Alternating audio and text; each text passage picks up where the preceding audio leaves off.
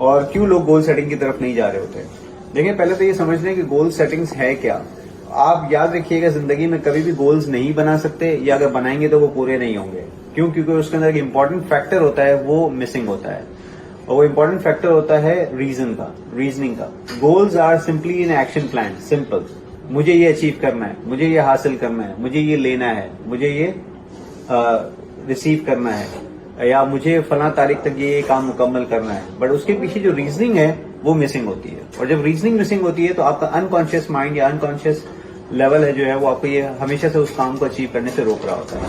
Simple سی بات ہے, اگر آپ آج کو آپ کو ٹارگیٹ دے دیا جائے کہ جی آپ کا یہ ٹارگیٹ ہے, بینگ اے سیلس پرسن آپ کو سب کو ٹارگیٹ دیے گئے اور ٹارگیٹ دیے گئے کہ جی منتھلی آپ نے یہ چیز اچیو کرنی ہے.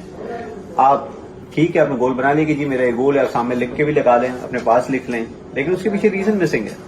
کیوں کر رہے ہو؟ مطلب 8 ملین کا ٹارگیٹ ہے, 100 ملین کا ٹارگیٹ ہے, 10 ملین کا ٹارگیٹ ہے, what ever the target is, what ever the number is, what ever the specific action that is required or expected of you, but still you are unable to achieve it because اس کے پیچھے reason missing ہے. اور reason کو technically یا عرف عام میں آپ یہ کہہ لیں اس کو پرپز کہا جا رہا ہوتا ہے. So there is a difference between purpose and goal. Goals are the action plans, but goals are always backed by the reason, and the reason is called purpose. Example ہم لے لیتے ہیں, ویسے دنیا میں جتنے بھی لوگ آپ کو جو ہائی اچیورز نظر آتے ہیں ان کے ایکشنز اور ان کے اچیومنٹس کے پیچھے کوئی نہ کوئی ریزن ضرور ہو رہا ہوتا ہے.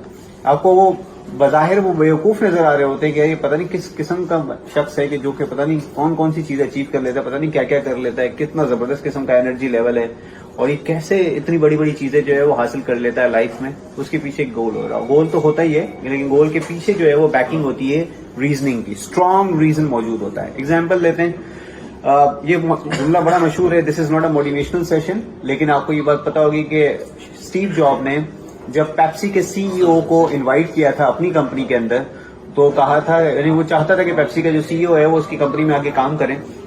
تو یہ بہت پرانی بات ہے, تو اس نے ایک جملہ کہا تھا اس کو کہ تم کیا کرنا, جان نام تھا اس کا, جان سکلی نام تھا, تو اس کو کہا کہ تم کیا کرنا چاہتے ہو, تم کیا ساری زندگی جو ہے وہ ایک میٹھا پانی بیچنا چاہتے ہو, یا میرے ساتھ آنا چاہتے ہو اور میرے ساتھ آ کے دنیا کو بدلنا چاہتے ہو. Now this is so powerful کہ وہ شخص کہتا ہے کہ یار یہ جو جملہ تھا اس نے اس کی جو تھاٹ پروسیس ہے اسی کو چینج کر دیا, کیونکہ اس جملے کے پیچھے جو ہے وہ بہت بڑی ریزننگ تھی کہ میں پوری زندگی کرنا کیا چاہتا ہوں, کیا پوری زندگی صرف اور صرف میٹھا پانی بیچوں گا لوگوں کو, یا پھر جو ہے وہ میرے اس کے ساتھ جوائن کر کے جو ہے وہ زندگی بدلوں گا. بہرحال وہ بعد میں اسٹوری ایک ڈفرنٹ نکلتی ہے کہ وہ اس کو جوائن تو کر لیتا ہے, لیکن بہت ہی جلد جو ہے وہ اس کو چھوڑ بھی دیتا ہے, کیونکہ دونوں کے خیالات جو ہے وہ میچ نہیں کر رہے ہوتے. لیکن this particular sentence is so powerful, اس کے پیچھے ریزننگ جو تھی وہ کلیئر ہو جاتی ہے.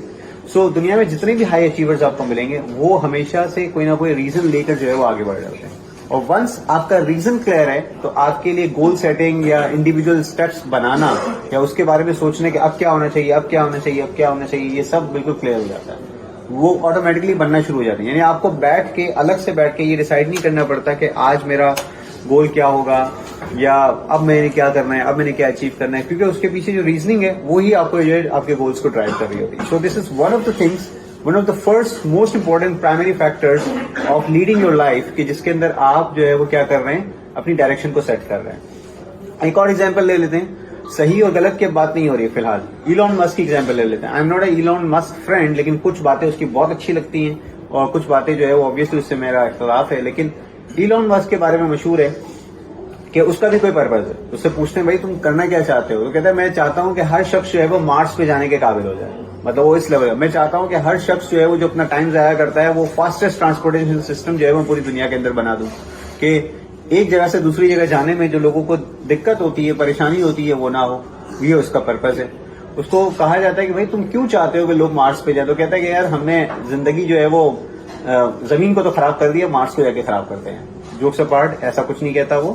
اس کا ریزن وہ یہ کہتا ہے کہ چونکہ مارس ایک ہیومن بینگ کے اندر یہ صلاحیت ہے, پوٹینشیل ہے, تو ہم چاہتے ہیں کہ وہ اپنی صلاحیتیں, پوٹینشیل جو ہے وہاں پہ جا کے بھی آبادی کو جو ہے وہ جو ہے زندگی کو آباد کریں, اور مارس پہ بھی جو ہے زندگی آباد ہو سکتی ہے, یہ پاسبلٹی ہے. سو اس کے ذہن میں ایک ویژن ہے, اس کے ذہن میں ایک سوچ ہے. وہ سوچ اور ویژن جو ہے وہ اس سے بڑے بڑے کام کروا رہی ہے, مشکل سے مشکل کام کروا رہی ہے. بظاہر آپ کو اس کی انویسٹمنٹس اور اس کی جو اسٹریٹجک ڈیسیژن میکنگ ہے وہ آپ کو ایسا لگتا ہے کہ پتہ نہیں کتنی ویئرڈ سی ہے اور انکنیکٹ, مطلب آپس میں ارریلیونٹ ہے, آپس میں کنیکٹڈ نظر نہیں آتی ہے. لیکن سم ہاؤ وہ جو سوچ رہا ہے, وہ جس طرح سے اپنی بزنس ڈیسیژنس لیتا ہے, وہ اپنے گولس کو, اپنے پرپز کو اچیو کرنے کے لیے لے رہا ہے. وہ کبھی ٹویٹر بائی کر لیتا ہے, تو کبھی جو اسٹارلنک کی طرف چلا جاتا ہے. تو وہ آپ نوٹ کریں گے وہ کمیونیکیشن کے جو سسٹمز ہیں اس میں وہ بہت زیادہ انٹرسٹ لے رہا ہے. کسی نہ کسی طریقے سے وہ کمیونیکیشن کو جو ہے وہ کیا کر رہا ہے, انہانس کر, کمیونیکیشن پروسیس کو انہانس کرنے کی کوشش کر رہا ہے. Again this is not a topic on Elon Musk philosophy یا اسٹریٹجی یا وہ جو کیا کرتا ہے کیا نہیں کرتا, but again the point is اس کی بھی کیا ہے, لائف میں ایک پرپز موجود ہے, and the purpose actually drives it, اور وہ اتنا پاورفل ہے کہ اس سے مشکل کام بھی اس کے لیے آسان ہو جاتے ہیں. سو نا my question to you guys is کہ آپ کا لائف میں پرپز کیا ہے.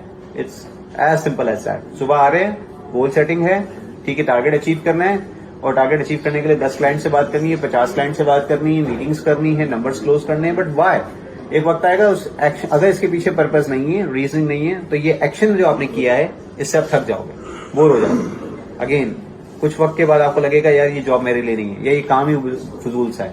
تو وہی والی بات آ گئی. شروع میں ہم نے جو بات کی تھی, آپ کو یاد ہوگا ہم نے پچھلے کچھ سیشنز میں بات کی تھی, ایک ہوتی ہے موٹیویشن اوے اور دوسری ہوتی ہے موٹیویشن ٹوورڈز. تو چونکہ آپ کو پرپز نظر نہیں آ رہا, پرپز ہے ہی نہیں, تو اس کے پیچھے آپ کیا کریں گے, آپ بور ہو جائیں گے اور آپ کہیں گے یار اس انوائرمنٹ سے نکلتے ہیں.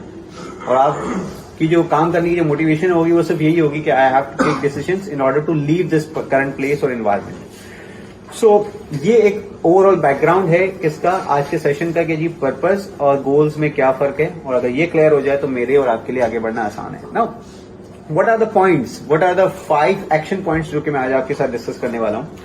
وہ اگر ایکشن پوائنٹس میں اور آپ سمجھ لیں یا ان کو فالو کرنا شروع کر دیں ڈیلی بیسس کے اوپر, تو آپ کے لیے اور میرے لیے جو ہے وہ زندگی کو آگے لے کے چلنا یا لیڈ کرنا, ڈیلی لائف کو لیڈ کرنا یا اس پرپز کو اچیو کرنے میں ہماری ہیلپ ہو سکتی ہے.